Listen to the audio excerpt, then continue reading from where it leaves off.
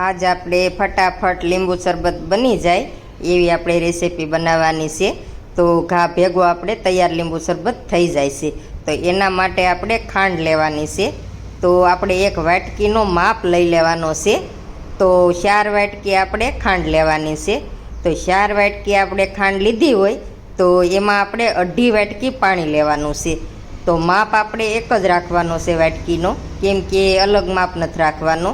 તો ગમે વાટકીનો માપ તમારે કરી લેવાનો ને પછી આપણે માપ પ્રમાણે જ આપણે બધી વસ્તુઓમાં લેવાની છે।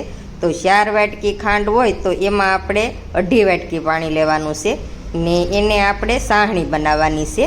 તો આપણે ચૂલે મૂકી દીધી છે ને આપણે સાહણી ખાંડ ગળી ગઈ છે, તો સાહણી આપણે બની ગઈ છે। તો સાહણી આપણે બહુ આકરી ન થવા દેવાની, કેમ કે ખાલી સૂપસૂપી થોડીક થાય એવી જ આપણે સાહણી બનાવવાની છે। કેમ કે ઘણા કીધે બનાવે છે તો પછી ફ્રીજમાં મૂકી દે તો જામી જાય છે, તો શરબત સારું બનતું નથી।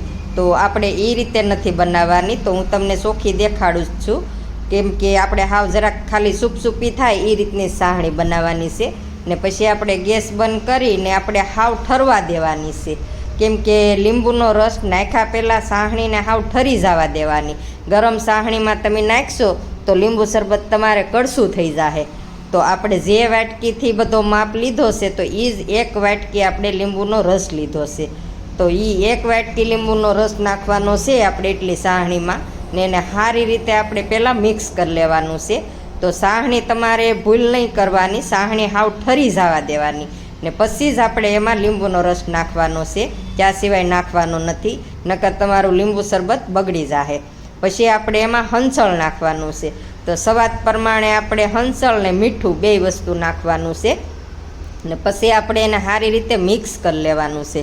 કેમ કે પછી ઠરી જાય પછી બધી વસ્તુ તમે નાખો એટલે શરબત તમારું બહુ મસ્ત બને છે ને ચાખી લેવાનું, તમારે મીઠું ને હંસળ ઓછું લાગતું હોય તો નાખવાનું ને પછી હાવ બધું સારી રીતે મિક્સ કરી લેવાનું છે ને પછી આપણે એ મિક્સ થઈ જાય પછી આપણે એક બોટલ લેવાની છે।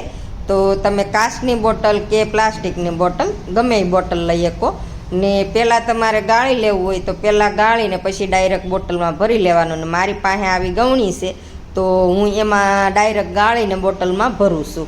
તો આપણે બોટલ ભરી ને ફ્રીજમાં મૂકી દો તો તમે આખું વરસ તમે શરબત પી શકો।